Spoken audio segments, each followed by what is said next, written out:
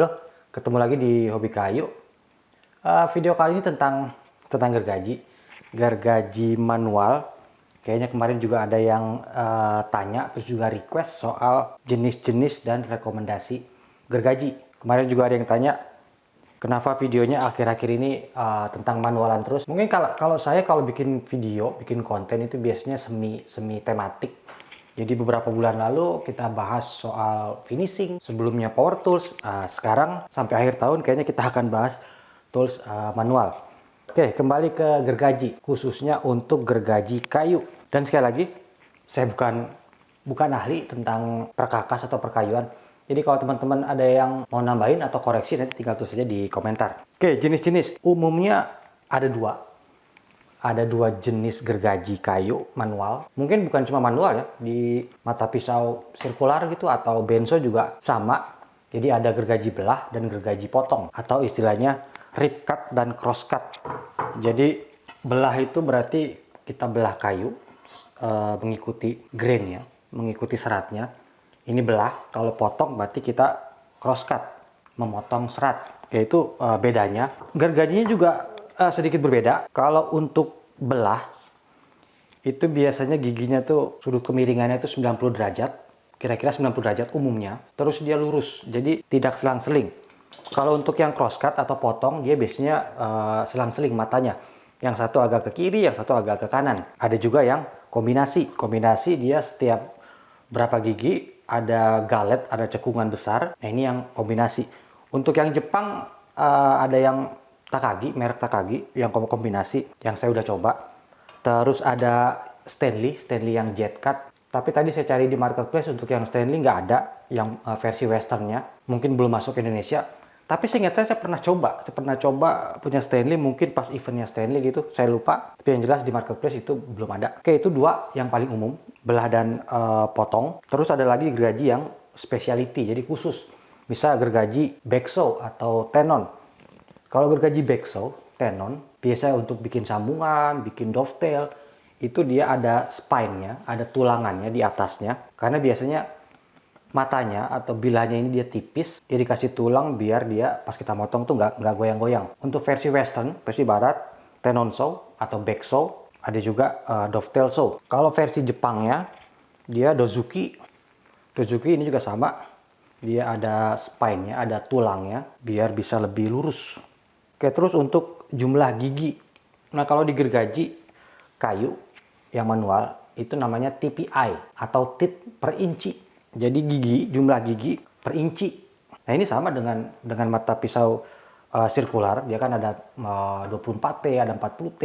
Kalau di gergaji manual, umumnya untuk yang versi general seperti ini untuk yang belah potong, tapi ini lebih ke potong itu di kisaran 8 TPI. Jadi kalau 10 ke bawah, 10 gigi per inci ke bawah itu untuk pemotongan cepat tapi hasilnya kasar. Ya ibarat kalau sirkular saw ya 24T. Jadi di bawah 10 itu potongan kasar. Untuk yang menengah cross cut itu di atas 10 sampai 14 atau 16. 12 itu enak buat cross cut. Terus 14 itu biasanya untuk tenon, untuk dovetail. Terus yang terakhir yang paling halus itu di 16 ke atas, 16 sampai 20 TPI. Itu juga biasanya buat sambungan, buat dovetail, finger joint. Nah, semakin banyak giginya, potongannya akan semakin halus, tapi akan sangat rentan. Jadi gampang patah. Ini gergaji saya udah pada patah beberapa bagian. Apalagi kalau kita bermain dengan kayu bekas palet, dia kena paku tembak aja patah. Karena giginya kecil banget.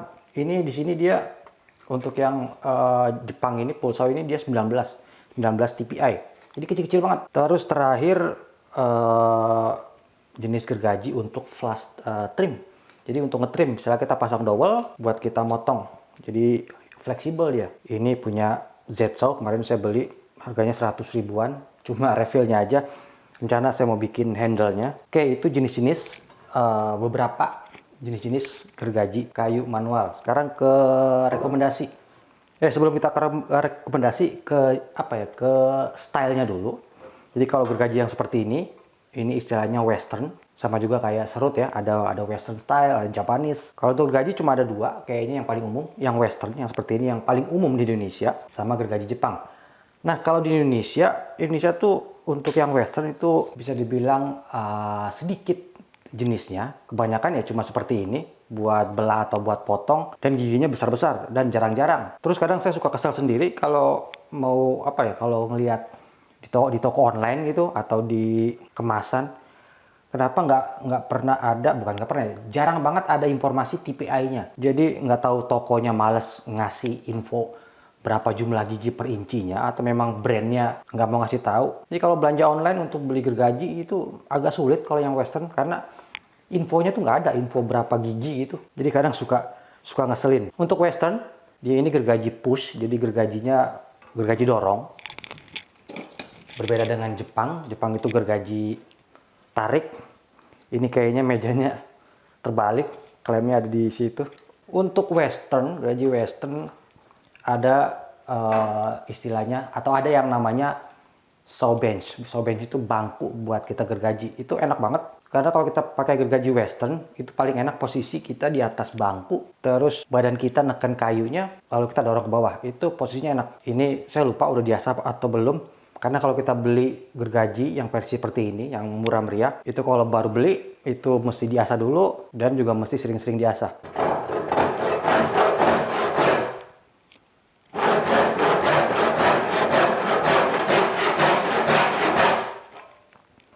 Sepertinya belum diasah. Tapi kalau gergaji seperti ini gampang diasah, maksudnya lebih mudah diasahnya, karena kita hanya butuh kikir yang segitiga, terus ngasahnya juga cepat, nggak seperti gergaji Jepang yang sulit diasah.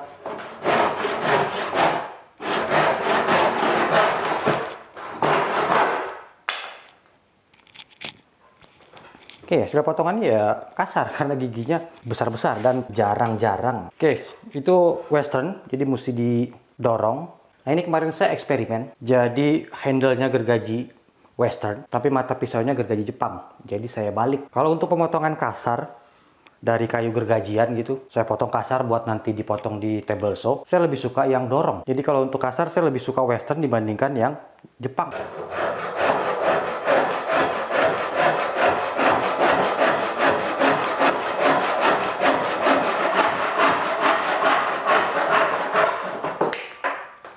Lebih halus, lebih cepat, karena lebih tajam. Ya lebih tajam karena ini matanya baru. Ini Takagi Shark Saw yang paling tebal. Ini kemarin, kalau nggak salah matanya seingat saya 90 ribuan. Nah, bikin gergaji Jepang jadi gergaji western agak sedikit tricky, karena titik dorong dengan titik tarik itu beda. Jadi posisi handle-nya, kemiringan handle-nya itu mesti benar-benar pas dengan matanya. Makanya ini handle-nya dia turun. Karena kalau saya bikin lurus, mata pisaunya itu susah didorong dan matanya nggak bisa makan. Jadi mesti coba-coba sampai menemukan angle yang pas. Ini saya bikin untuk potongan kasar, untuk cross cut, dan enak banget. Kalau untuk gergaji Jepang buat potongan kasar,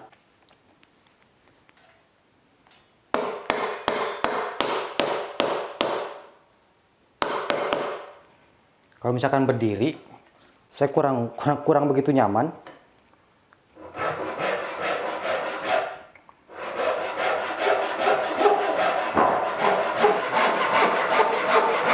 Karena kalau potong crosscut kasar gini, enaknya tariknya ke bawah, jadi handle miring ke bawah. Kalau seperti ini agak gimana ya, pisaunya jadi miring-miring. Nggak tahu saya aja atau semua begitu.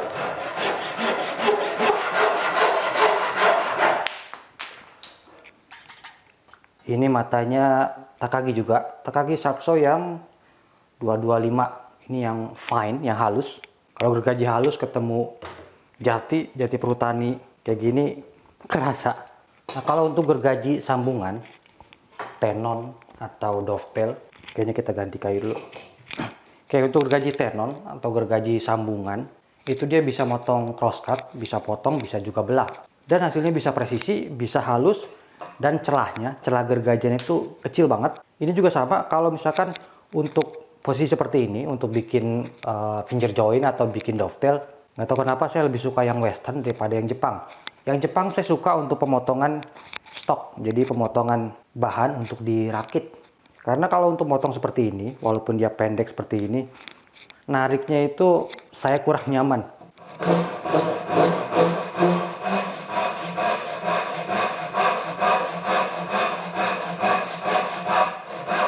Ini nggak sampai semili kayaknya tebalnya, jadi bisa halus banget. Kalau untuk yang western ini juga sama, kemarin saya bikin ini dari bekas Dozuki. Ada beberapa mata yang hilang, terus juga kayaknya sudah terlalu tumpul. Untuk yang western buat bikin dovetail enak, posisi dorong itu enak.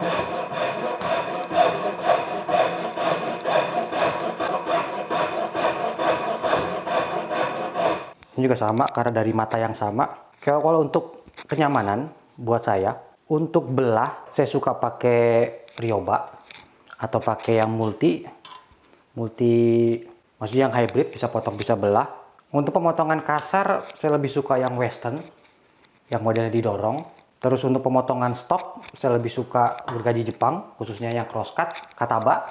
Untuk sambungan khususnya dovetail saya senang pakai yang western. Nah, tapi itu dari segi kenyamanan saya, karena setiap orang beda-beda. Buat saya nyaman belum tentu buat teman-teman nyaman. Oke, sebelum teman-teman memutuskan untuk beli, tanya dulu maksudnya untuk apa gergajinya. Jangan dibeli semua karena gergaji itu banyak jenisnya, dan kalau mau bagus ya mahal. Kalau untuk di awal buat general purpose ya teman-teman beli aja Ryoba. Jadi ini tipenya namanya tuh Ryoba. Kalau mereknya mungkin yang paling umum, yang paling disarankan itu Gyokucho atau Resorso.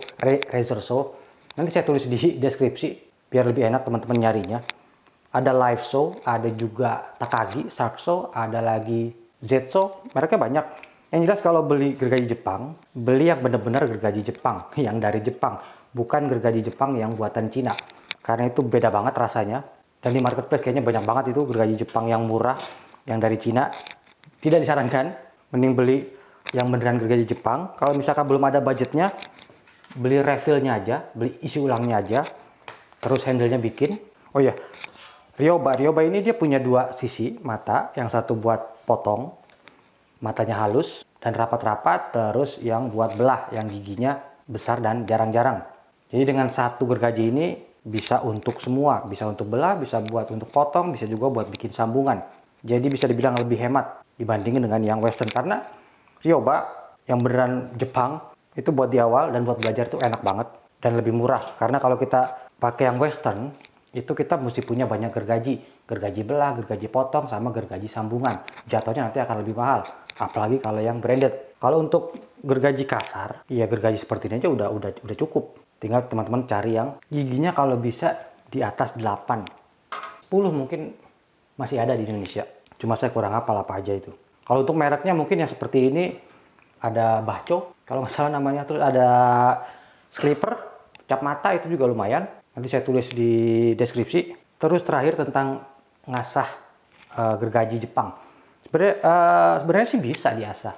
Asal kita menemukan kikir yang pas. Kalau bisa kikir diamond atau intan, terus yang benar-benar kecil, karena kalau matanya sudah 16 dpi gitu, itu kan jaraknya itu kan kecil-kecil. Nah, itu harus menemukan kikir yang kecil juga, dan itu masih susah dicari. Oke, kayaknya segitu aja bahas-bahas tentang gergaji kayu manual. Semoga bisa memberikan informasi, semoga bisa menjawab beberapa pertanyaan. Kalau yang mau nambahin, koreksi, tinggal tulis di komentar. Nanti kita ketemu lagi di video-video berikutnya. Sampai jumpa.